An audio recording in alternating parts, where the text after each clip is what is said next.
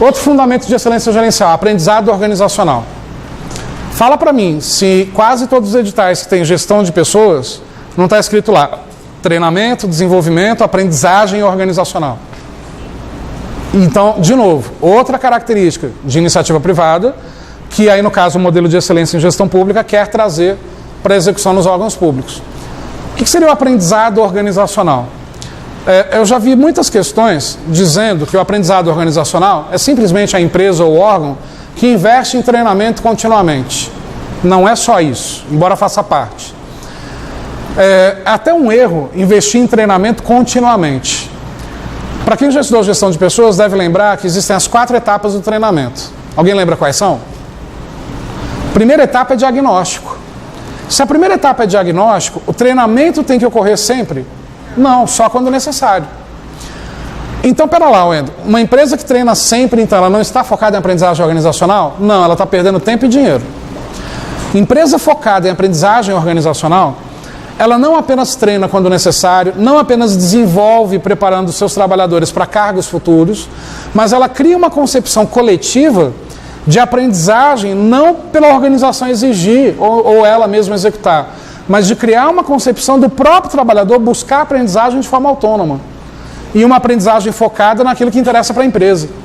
Seja para o seu desenvolvimento futuro, seja para a ação das suas atividades agora. São aquelas empresas que, assim, você não sabe exatamente o que ela fez, mas quando você vê o nome dessa empresa, já vem na sua mente, pô, essa empresa todo mundo cresce, essa empresa todo mundo aprende. Por exemplo, sem citar nomes, vocês citando, fala o nome da primeira empresa que venha na sua cabeça que seja focada em aprendizagem, onde todo mundo cresce, evolui e a organização como um todo também aprende. Qual? Laboratório Sabin em Brasília é assim, Google, Microsoft, essas empresas mais modernas, já de cara já passam essa ideia para a sociedade. Como transformar isso na gestão pública? Cada órgão público ser focado em aprendizagem organizacional. Evolução dos próprios servidores em termos de aprendizagem, evolução de cada gestor público no sentido de uma gestão mais próxima do servidor, transformando com isso o servidor em alguém mais próximo do cidadão, do cliente, que é quem vai ditar essas necessidades de aprendizagem organizacional diariamente. Olha que maravilhoso seria. Hoje, o servidor de hoje tem necessidade e vontade de aprender continuamente, diariamente? Não, cara, ele espera a morte chegar. Ele espera a aposentadoria chegar. Então, quer dizer, bato meu cartão, chego no meu horário, vou embora no meu horário, se eu puder trabalhar o menos possível, está ótimo, e não quer aprender nada. Então, quer dizer, percebe como, em teoria, essas ideias do modelo de excelência gerencial, que também vieram do GES Pública, não são maravilhosas? Como isso faria, de verdade, a gestão pública brasileira mudar? Terceiro fundamento, cultura da inovação. Esse é o mais difícil de implementar para o Brasil de hoje, por causa, de novo, do princípio da legalidade. Como é que eu vou implementar atividade empreendedora, cabeça empreendedora para o gestor público brasileiro e para o servidor público brasileiro, se eu não posso criar nada de novo, porque tudo que eu venho a criar tem que ter uma lei autorizando que eu crie? Então, quer dizer, está amarrado no princípio da legalidade. Só que aí é óbvio que você tem que buscar essa cultura da inovação dentro dos limites da legalidade. E ainda assim buscar isso continuamente. Um servidor que inova, de repente, ele analisa um processo interno do órgão e sugere uma modificação nesse processo. E aí vem gestão de processo de novo. Lembrando que sempre, para a cultura da inovação existir, dentro da gestão de processos, seja na iniciativa privada ou nos órgãos públicos, os objetivos são 3. Tudo que você venha a criar em termos de processos, seja como gestor ou como um mero ator de um processo, mas sugerindo melhorias para o órgão que você trabalha, tem que ter 3 objetivos. A gente viu isso nas aulas do final de semana passado. Quais são os 3 objetivos da gestão de processos de forma geral? Reduzir custo, reduzir o tempo e aumentar a qualidade. Esses são os 3 objetivos da gestão de processos. Reduzir tempo, reduzir custo e aumentar a qualidade. Então, quando se fala em cultura da inovação, é colocar o servidor público como um agente pensante de modificações que os processos internos do órgão podem sofrer positivamente, mas tem que ter esses 3 objetivos. Se você sugerir mudanças num processo que não respeitem esses 3 objetivos, você está piorando o processo atual. Então, sempre uma inovação tem que trazer diminuição do custo, diminuição do tempo e aumento da qualidade. Isso para processos já existentes. Para a criação de novos processos, os objetivos também são os mesmos. Custo reduzido, tempo reduzido e qualidade superior. Outro fundamento de excelência gerencial, liderança e constância de propósitos. Aí, galera, uma coisa que é essencial, atrelada aqui, os 14 princípios do Deming na qualidade. Qual é o primeiro dos 14 princípios do Deming? Constância de propósitos. É o primeiro. O que significa constância de propósitos para o Deming, pai do livro Gestão da Qualidade Total, lá dos anos 40? Que uma organização focada em qualidade, ela não pode largar o osso. Não pode usar a qualidade de maneira oportunista. O que seria usar a qualidade de forma oportunista? Uso as ferramentas da qualidade, isso vai se refletir na qualidade da minha empresa e dos meus produtos, o mercado percebe que eu melhorei a qualidade, agora eu abandono. Porque eu já criei na cabeça do cliente que eu tenho qualidade, então eu não preciso mais me preocupar com a qualidade. E isso significa a constância de propósitos, de não deixar isso acontecer, de permanecer executando essas ferramentas da qualidade, mesmo quando tenhamos atingido a perfeição, se é que a perfeição existe. O objetivo da qualidade total é melhoria contínua. E isso é a constância de propósitos. Melhorar o que é ruim e continuar melhorando aquilo que for bom. E continuar aperfeiçoando aquilo que é perfeito. Então é um outro termo muito ligado a essa constância de propósitos que a banca pode associar. Melhoria contínua. Beleza. E aí liderança. Liderança é um dos outros 14 princípios do Deming. Só que o que é liderança como princípio de qualidade? O Deming, pai da qualidade total, ele acreditava que se cada trabalhador se sentir líder, mesmo não sendo um Reles orelha seco, mas se ele se sentir líder, ele trabalha mais empenhado em não errar. E é uma realidade. Numa empresa qualquer, quem vocês acham que trabalha mais empenhado? O dono ou os empregados? O dono. Não, gente, o dono. Numa empresa privada. E generalizando, porque tem muito dono que não está nem para a própria empresa também. Mas generalizando, o dono. Porque o dono sabe cada centavo que ele colocou ali dentro, cada retorno que ele quer ter, cada luta que ele teve para abrir a sua própria empresa. Se eu faço cada trabalhador se sentir dono, você tem um trabalho melhor. Essa era a ideia do Deming. Fazer cada trabalhador, embora funcionário, embora orelha seca, se sentir dono, se sentir líder. E aí vamos trazer isso para a gestão pública. Fazer com que cada servidor se sinta dono, não do Estado, porque isso é impossível, mas dono da sua própria atividade, gestor do seu próprio trabalho. Isso faz com que as pessoas trabalhem errando menos. Porque donos têm liberdade para errar. E quando a gente tem liberdade para errar, a gente erra menos. Vocês erram menos fazendo questões em casa ou no dia da prova? Em casa vocês erram menos. Na prova erra mais. Por quê? Medo de errar. O medo de errar atrapalha. Então, a partir do momento que a gente se sente líder, a autoestima se eleva, mas tem que ter uma elevação dessa autoestima com os pés no chão, né? Sem ficar levitando. É uma elevação da autoestima no sentido de valorizar o trabalhador que a empresa tem. Colocar esse trabalhador como um líder, mesmo que seja um líder de apenas 2 pessoas, mas é um líder, sabe? Colocar para a pessoa noções de gestão logo do comecinho, com um faxineiro sendo líder de outros 2 faxineiros, não menosprezando essa importante profissão, mas como ela é a mais operacional de todas, talvez dentro de uma empresa, fazer com que até essas pessoas que hoje se sentem tão diminuídas e menosprezadas se sintam líderes. Isso faz com que tenha mais qualidade na prestação de serviço. A dificuldade vai ser transformar isso na gestão pública. Como fazer cada servidor se sentir líder, se a maioria dos servidores só querem bater o cartão de ponto e ir embora? E aí, vamos para o outro lado, né? Porque eu fico só criticando o atual servidor. Vamos para o outro lado. O órgão não dá ferramenta. O computador ainda tem o Office 2006, instalado em 2007. Ainda tem a máquina de escrever no lugar do computador naquela sala. Quer dizer, é complicado fazer isso acontecer na prática. Mas é aquilo que eu falo e repito mais uma vez. Na hora da prova, essa prática cai? Não, é um mundo maravilhoso de tudo que funciona. Outro fundamento, orientação por processos e informações. E aí eu acho que eu vou responder uma pergunta que todo mundo já se fez alguma vez na vida e todo mundo me faz quase todo dia. Qual é a diferença de gestão de processos e para gestão por processos? Quando está escrito no edital, nenhuma. Tudo que eu tenho que dar para gestão de processo e gestão por processo é a mesma coisa. mas vão para a linguagem mesmo do dia a dia e de questões que já perguntaram essa diferença também. Quando a gente fala gestão de processos, é a gente pegar cada processo isoladamente lá da nossa empresa, analisar cada um deles e pensar nas melhorias que eu pretendo fazer para cada processo isolado.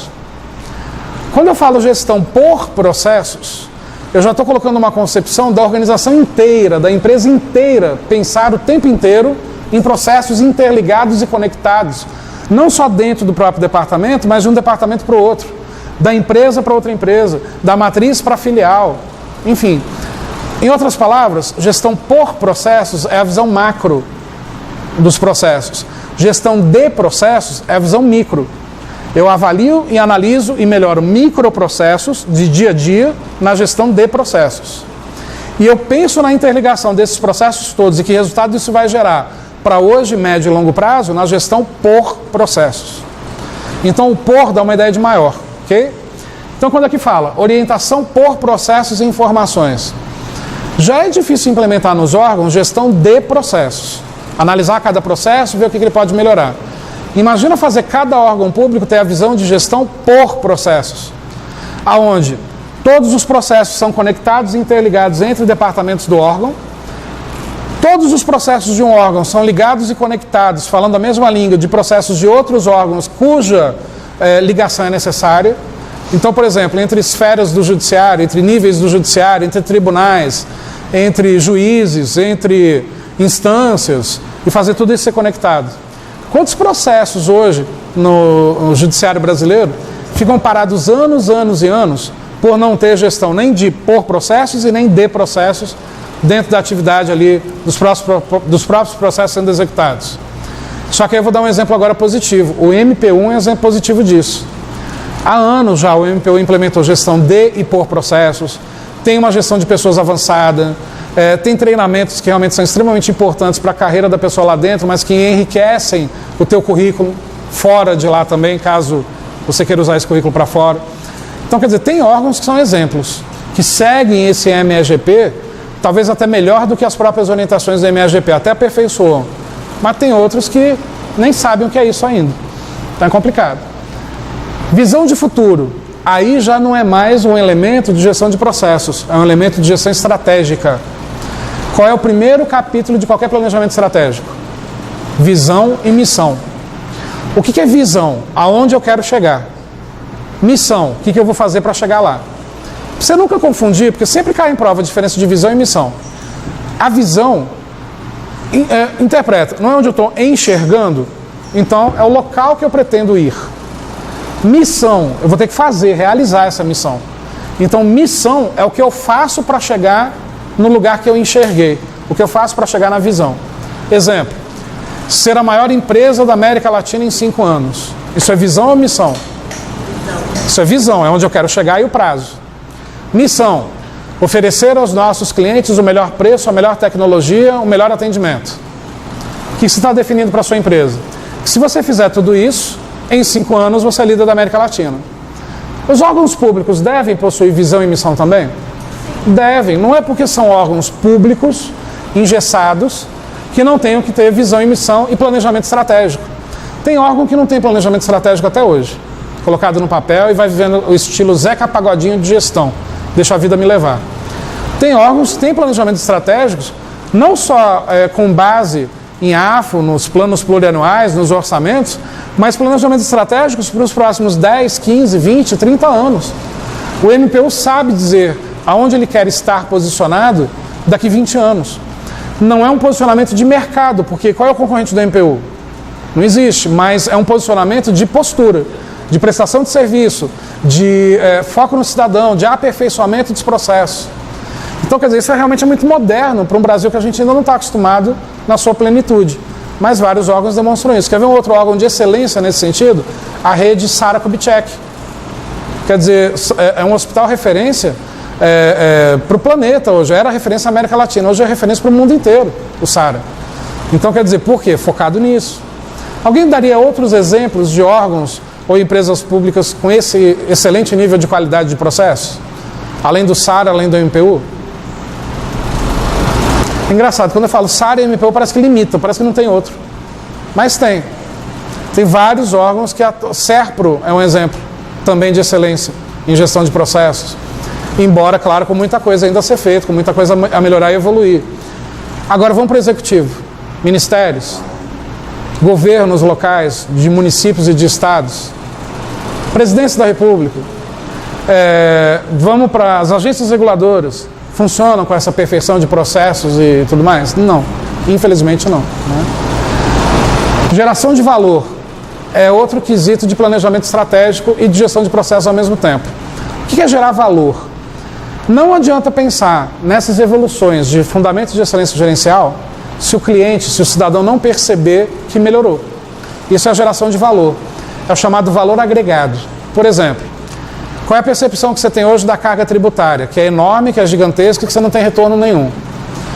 A gente pagaria ou não pagaria sorrindo a mesma carga tributária se a gente tivesse no mesmo nível o retorno disso? Por exemplo, com essa elevada carga tributária, tem uma escola pública de qualidade onde a gente não teria coragem de colocar nossos filhos no colégio particular, tamanha qualidade da escola pública. Você pagaria esses impostos sorrindo. Isso é geração de valor. Cuidado, a gente tem um pensamento em administração que, para quem não é administrador, vai contra esse pensamento. Porque na hora da prova você pensa como cliente, não pensa como dono. Como cliente, a gente não quer sempre o menor preço de tudo? Chora desconto, quer mais barato, etc. Qual dono quer baixar preço? Nenhum. Olha a diferença na cabeça de donos e de uma gestão moderna. Eu não tenho que baixar preço. Eu tenho que encantar o cliente a ponto dele perceber que aquele preço que ele acha caro hoje é muito barato, é pouco, devia ser cobrado mais caro. E isso é geração de valor. Caramba, quando que a gente vai ter no Brasil uma percepção de geração de valor em relação à execução das políticas públicas? Se a gente paga um IPVA caríssimo que vai chegar esse mês de fevereiro para a gente, com um pedaço do eixinho caindo no chão. E o governador anunciando ontem que vai demorar 6 meses para fazer aquele quadrado do eixinho que caiu. E o trânsito lá, até que 6 meses está bom, né? Ainda é antes das eleições, não, é depois. Não, 6 meses? É antes. Tem que ser antes. Né? Se ele fizer antes, ele já garante mais alguns votos. Se fosse o Japão, no máximo em 48 horas a estrutura já estava pronta e o concreto já sendo colocado. Deixa uma semana curando, pronto, 10 dias estava funcionando. Com certeza. Entendeu? O Japão já reconstruiu pontes muito maiores que caíram em 48 horas. Então, quer dizer, realmente dá raiva explicar isso daqui. Digo.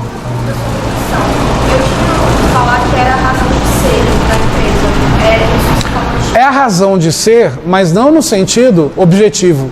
É a razão de ser dia a dia. O que eu faço no dia a dia, qual é a minha razão de existir para chegar nesse objetivo? Então, por exemplo, oferecer a melhor tecnologia, o melhor atendimento, a minha razão de ser, que vai me levar à minha visão. É nesse sentido. Tá? Comprometimento com as pessoas. Não, aí é risível, né? Porque aonde que a gente tem comprometimento com as pessoas na gestão pública brasileira atual? Existe em alguns órgãos, mas de forma generalizada não. Empresas privadas sobrevivem se não se comprometerem com seus funcionários e com seus clientes? Não. A gestão pública só sobrevive, e aí já antecipando outra divergência e convergência entre gestão pública e privada, que é o seguinte: de onde vem o recurso financeiro de uma empresa privada? Das vendas que ela realiza. Se ela não faz vendas, faliu. De onde vem o recurso financeiro do Estado? Dos impostos, que nunca deixarão de ser arrecadados. Então, quer dizer, você concorda que nesse aspecto a gestão pública tem uma enorme vantagem sobre a gestão privada? Ela não vai à falência. Mesmo o órgão público falido não fecha as portas se não for feita uma lei fechando as portas daquele órgão. Então, quer dizer, a sustentabilidade e a existência da gestão pública, ela é muito maior e muito mais segura do que da gestão privada. E aí, como que eu tenho comprometimento com as pessoas se é um ambiente seguro? Entende? Não vai à falência. Você não tem. E aí, deixa eu fazer uma analogia mais próxima da nossa realidade futura. Todo mundo quer ser servidor. Todo mundo quer ter a tal da estabilidade. Você concorda que a estabilidade atrapalha a execução dos serviços com qualidade? Eu estou estável, passei do estágio probatório, não vou ser demitido, vou enrolar, vou empurrar com a barriga. Isso está mudando. O governo Temer já anunciou uma mudança nisso, no sentido de o servidor que ficar em 2 anos com nota até 2 na avaliação de desempenho está desligado. Só que, gente, aí todo mundo, eu vi uma avalanche de mensagens no Facebook, no WhatsApp, as pessoas indignadas, acabou a estabilidade, oh meu Deus, tal, o que eu faço agora? Não passei até hoje num concurso, agora eu estou ferrado se eu passar, enfim. Gente, para você ficar com nota 2, você tem que ser muito ruim, mas muito ruim. E outra, você tem que, tipo, durante os 365 dias do ano, faltar 350, para você ficar com nota 2. Então, quer dizer, a estabilidade continua. Só que isso é o início. Daqui a pouco vem um outro gestor público e deixa isso mais severo. E vai deixando isso cada vez mais severo. Pensando em cidadão, ótimo. A estabilidade do servidor atrapalha a qualidade do serviço público, infelizmente. E aí você começa a ter comprometimento com as pessoas. Só que olha o erro. Segundo Deming, eu não posso ter comprometimento com a qualidade pela cultura do medo. Eu tenho que ter comprometimento com a qualidade por consciência. Gerar consciência em cada trabalhador pela qualidade do serviço prestado. E aí é complicado. Tem que ter uma mudança cultural. Deveria ser o contrário, assim. Deveria ser uma segurança jurídica para o servidor e implementar todos esses fundamentos, assim, sem ter que fazer as coisas. Então, porque quem faz não faz a forma. O problema, é o que eu falei, o problema é cultural. Na cultura de hoje, a pessoa só trabalha legal se tiver retaliação, se tiver ameaça. Mudando a cultura, implementando, por exemplo, todos esses fundamentos, para pessoas que honrem a execução desses fundamentos, e aí concurso público também teria que deixar de existir, teria que ser processo seletivo. O concurso público não define que você tem esse comportamento, essa cultura, concorda?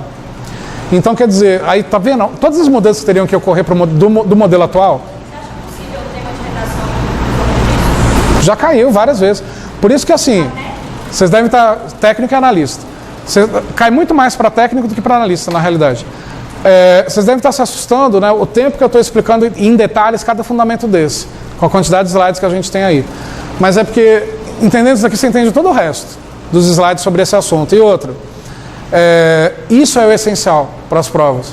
E para esse paradoxo que você acabou de citar agora também. Então, quer dizer, poxa, mas, como ela colocou, se o servidor público já vem com essa consciência, ele não precisa sofrer retaliações, ele passa a ser premiado pela execução disso daqui, né, ser valorizado, ser promovido, crescer dentro do órgão. Hoje, na cultura de hoje, não tem como. Se eu trouxer para a prática, é complicado, tem que ser pela ameaça.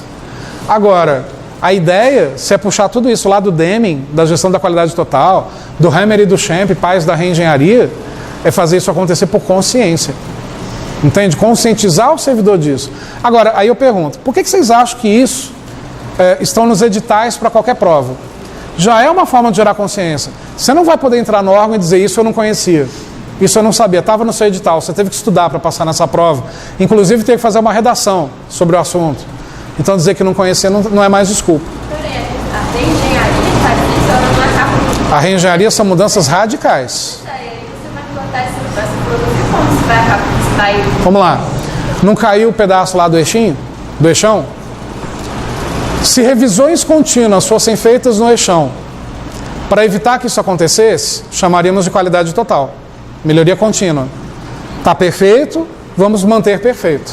Vamos avaliar para não ocorrer imperfeições. Caiu um pedaço do eixão. Se fosse feito rapidamente, como no Japão é feito, em 48 horas está pronto, reengenharia. Algo radical de um processo que teve que ser pensado agora porque ocorreu uma contingência. Reengenharia é para contingências. Não vamos chamar tapa-buraco, porque dá uma ideia que reengenharia é só para quando realmente a coisa não está dando certo ou ocorreu algo muito imprevisto, então eu vou adotar uma mudança radical. Eu posso adotar mudanças radicais para coisas que também dão certo. Só que eu quero que dê mais certo ainda e mais rápido. Mudança radical. Então não para tapa-buraco, contingências. Vou colocar esse termo. Mas, por exemplo, se nós tivéssemos uma velocidade imediata da obra ali do eixão para voltar à circulação normal do trânsito ali, seria uma reengenharia. Entende? Algo radical. Agora não. Eles querem fazer qualidade total, uma melhoria contínua. A cada dia põe um pedacinho de concreto, cola lá com super bonder, vai fazendo um Lego, né? Bora montar um Lego naquele buraco do eixão. Oi? Não entendi. A gente vai andando lá, a gente vai dirigindo, aí a gente precisa de um bloquinho. Sim, entendeu? Tipo videogame, né? Vai colocando os bloquinhos, enfim, acabou. Né? Aí é qualidade total e muito lenta. Né? Então, assim, não. Entenda uma coisa. A qualidade total não se opõe à reengenharia. E a reengenharia não se opõe à qualidade total. Eu uso a qualidade total no dia a dia e em situações de emergências, contingências ou tapa-buracos, eu adoto a reengenharia. A reengenharia deu certo, o processo voltou ao normal, está tudo bem. Voltamos para a qualidade total no dia a dia. O certo da gestão de processo é essa. Misturar essas metodologias, mas jamais dá para adotar a mesma metodologia no mesmo processo ao mesmo tempo. E gestão pública, como é que eu colocaria a reengenharia nesse caso? Ué, as mudanças radicais que um órgão precisa praticar no seu dia a dia, realocando, por exemplo, servidores de um departamento para o outro, de uma atividade para outra. É um exemplo de reengenharia. Por exemplo, a gente não viu ontem no Decreto 200, que o Decreto 200 colocava que antes de contratar novos funcionários públicos, deveria ter um estudo interno de realocação dos atuais servidores, de talvez chamada dos servidores estagnados ou parados ou aposentados ou enfim, e ver quem realmente está ativo e quem não está, para depois contratar gente nova. Reengenharia. Isso é reengenharia. Só que hoje a gente tem uma tendência mais moderna ainda, que é do downsizing, que é a diminuição do tamanho. Como que se dá hoje o downsizing na gestão pública brasileira? Privatizações e terceirizações. Está diminuindo o tamanho do Estado. Não faz sentido a ideia é diminuir o tamanho do Estado e eu ter um órgão inchado de servidores sem fazer nada. É contraditório. E, por outro lado, você tem um órgão que não tem servidores ali trabalhando. Exemplo, o Hospital Regional do Guará não tem médico. Mas não é que não tem médico porque não tem médico direcionado para lá. Até tem, eles é que não vão trabalhar. A Fundação Internacional tem servidor. Se tem, faz concurso não alguns. Aí é um exemplo de ausência de servidores, não porque eles não querem trabalhar, não. É porque não tem. Não tem. Entendeu? E não, nem realocam de outros órgãos para lá. Entendeu?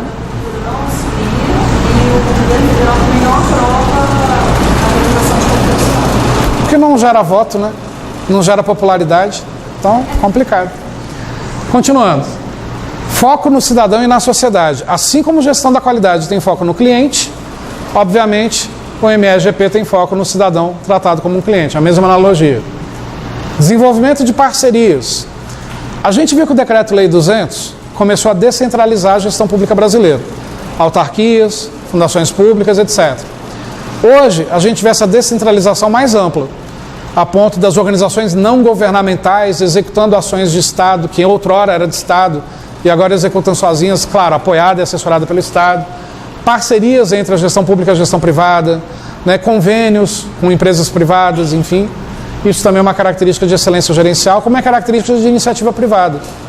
A palavra da moda em planejamento hoje não é indústria da competição, como foi até os anos 70, 80. É parceria estratégica, aliança estratégica. Então, quer dizer, hoje a gente vê concorrentes se unindo para sobreviver no mercado. Por que na gestão pública isso também não ocorrer? Iniciativa privada se juntando a órgãos públicos para uma sobrevivência coletiva. Oi? Existe, mas eu estou falando de forma mais disseminada, de forma mais ampla, né? Por fim, responsabilidade e controle social.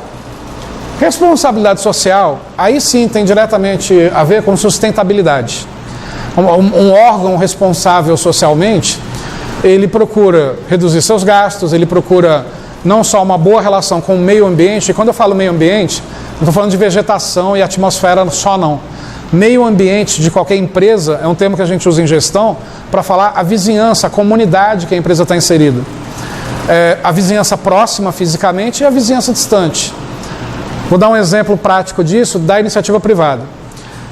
Lá nos Estados Unidos, no Brooklyn, né, um bairro extremamente perigoso, enfim, bem violento, aonde até a polícia tem um certo receio de estar em atividade lá no Brooklyn.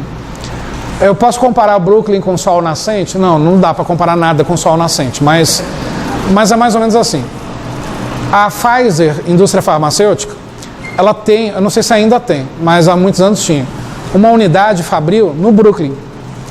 E a vizinhança começou a reclamar por uma fábrica no meio de um bairro residencial, emitindo poluente na atmosfera de alguma forma, embora com todos os cuidados, fazendo barulho, movimentação de caminhão, gerando engarrafamento nas ruas, gera um transtorno com a sociedade ali, com a comunidade. O que a Pfizer fez? Não era interessante para ela nessa época sair da unidade do Brooklyn. Por outro lado, as reclamações da comunidade estavam se elevando a cada dia. Só que a comunidade, a Pfizer foi para as ruas fazer uma pesquisa. Que melhorias, além da Pfizer fora do bairro, vocês gostariam aqui no bairro? Aí muitos reclamaram de várias coisas, de quadra poliesportiva que não tinha, da prefeitura não dar atenção nenhuma para o Brooklyn, do excesso do racismo que ocorre ainda nesse bairro, assim como Bronx, etc. Mas principalmente violência, segurança, uma reclamação total de qualquer cidadão dali. O que a Pfizer fez? A Pfizer começou a contratar seguranças particulares, não para fazer a segurança da fábrica, para fazer a segurança das ruas. Só que sem poder de polícia, não são policiais. No máximo com cacetetes na mão. Só que olha, por exemplo, o que a Pfizer começou a fazer. O maior índice de assaltos no Brooklyn eram de pessoas que desciam do metrô e tinham que ir a pé para suas casas, principalmente tarde da noite. A Pfizer contratou seguranças que eram da fábrica para irem até o metrô e acompanhar conjuntos de moradores até próximo às suas residências, tarde da noite, fazendo ali uma vigilância armada. O que aconteceu com a criminalidade no bairro? Caiu. E o que aconteceu com as reclamações desse povo em relação à Pfizer estar instalada no meio do bairro? Pararam. Ao contrário, não querem a saída da Pfizer do bairro. A empresa faz mais pela vizinhança do que a prefeitura, do que o governo. Oi? Mesma analogia, eu ia falar isso agora. No Rio de Janeiro também isso ocorre.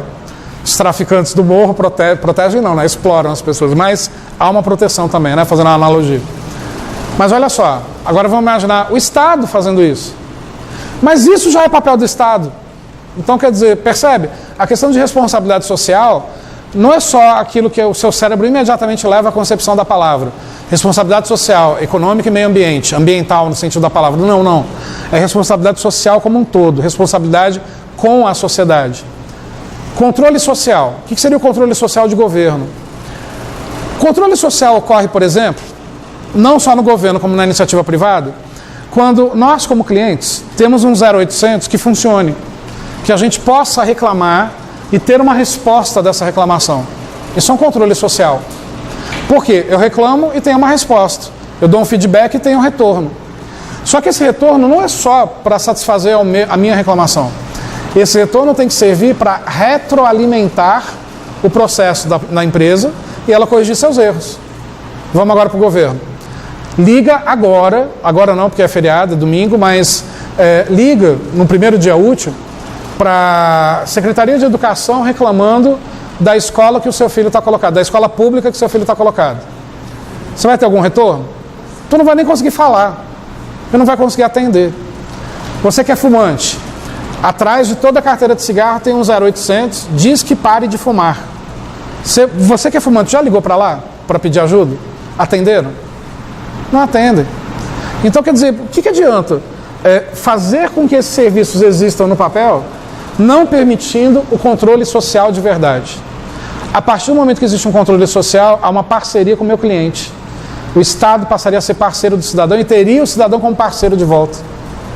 Entendeu? Por exemplo, imagina, chegar num posto de saúde, ver algo ali que poderia ser melhor, como cidadão você teve uma ideia, e geralmente quem está de fora vê melhor, e aí você sugere, poxa, se vocês fizessem esse processo dessa forma, e aquela unidade de posto de saúde atenta à sua observação e já procura implementar no dia seguinte.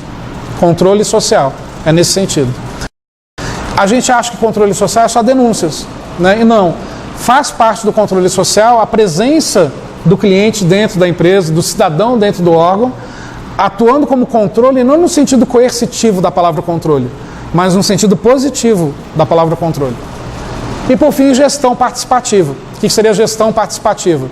Todos participarem dos processos decisórios, o servidor ser chamado para debates a nível estratégico do órgão. Vocês lembram de já terem estudado em planejamento estratégico uma ferramenta chamada BSC? Balanced Scorecard. O Balanced Scorecard, ou BSC, ao contrário do que muita gente acha, não é uma ferramenta de planejamento estratégico. É uma metodologia de avaliação do desempenho da estratégia. É diferente. Metodologia de avaliação de desempenho da estratégia. Aonde? A empresa divulga por meio de 4 mapas, 4 áreas e como que essas áreas estão. Quais são as 4 áreas do BSC? Processos internos, clientes, finanças e ensinamento-aprendizagem. E aí você percebe, você é uma orelha seca ali do órgão ou da empresa e percebe, caramba, financeiramente a empresa está mal. É o momento de eu pedir um aumento? Não. Caramba, os clientes da empresa estão diminuindo o número de clientes, está caindo. Preciso ajudar a empresa com alguma coisa. A ideia do BSC é gerar conscientização. Só que é onde você coloca sugestões para a melhoria desses quatro aspectos e o órgão ou a empresa que adota o BSC leva em consideração isso na sua avaliação de desempenho, colocando pontuação pela participação no BSC, te motivando cada vez mais a sugerir ideias, a sugerir inovações. Isso contribuindo, claro, para o seu crescimento profissional. Isso é o BSC. Órgãos públicos usam o BSC hoje? Alguns usam. Algumas empresas públicas, por exemplo, Banco do Brasil. O maior exemplo de gestão participativa é o uso do BSC dentro do Banco do Brasil. Por quê? Uma gestão participativa é fazer com que o orelha seca opine, participe da tomada de decisão e das sugestões. O BSC faz isso. Porque o BSC é para todos, do faxineiro ao presidente. Todos motivados a darem sugestões sobre as 4 aspectos ali colocados nos mapas estratégicos. Só que no Banco do Brasil tem uma diferença, é de supervisão para cima. De supervisor para baixo não existe BSC, por uma questão estratégica.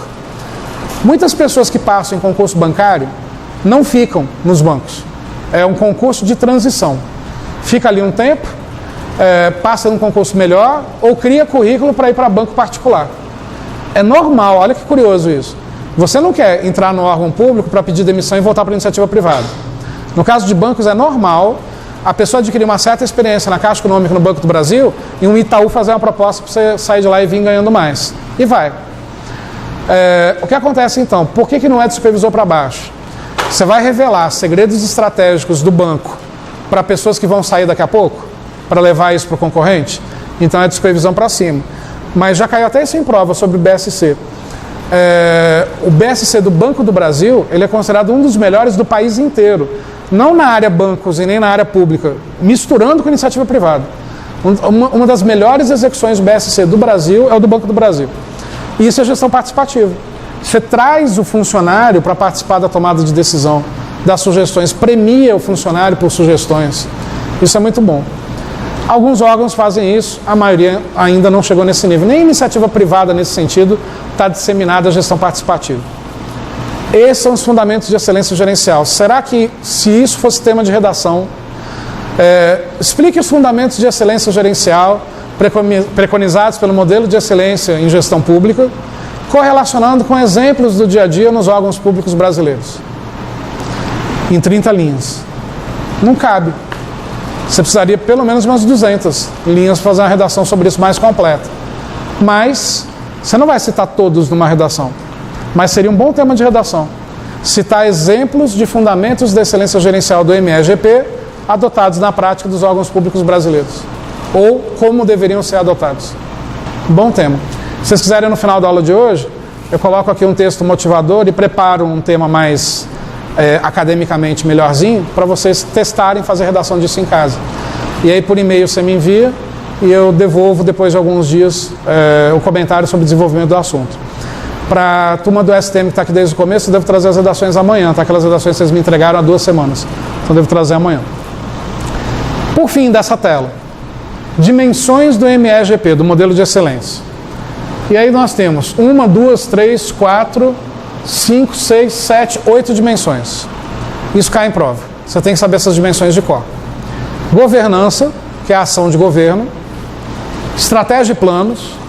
Público-alvo. Interesse público e cidadania. Informação e conhecimento. Pessoas, processos e resultados. Quando a gente fala de dimensões do MEGP, é o seguinte. O modelo de excelência em gestão pública é o manual. É impresso, é colocado no papel, está em PDF lá na internet. Esses são os capítulos do modelo de excelência gerencial. São as áreas que o texto do modelo de excelência gerencial aborda. É importante saber esses capítulos. Eu vou comentar sobre cada um deles daqui a pouco, alguns detalhes de cada dimensão dessa, mas ter as dimensões em mente é importante. Típica pergunta de prova. É correto afirmar que liderança é uma das dimensões do MEGP? Correndo o risco de colocar correto, porque liderança é um dos fundamentos, mas não é uma das dimensões. Típica questão pegadinha. Sabe onde que as bancas mais pegam vocês? Usando termos de fundamento, chamando de dimensões, pegando dimensões e chamando de fundamentos. Aí eu pergunto, galera, tanta coisa legal para se perguntar, porque concordam comigo que isso que eu estou explicando, se fosse executado seria ótimo?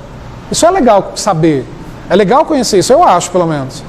Tanta coisa mais útil para perguntar, vai me criar pegadinha misturando fundamento com dimensão, dimensão com fundamento. É muita falta de criatividade dos autores das questões nas bancas, né? Infelizmente. Beleza?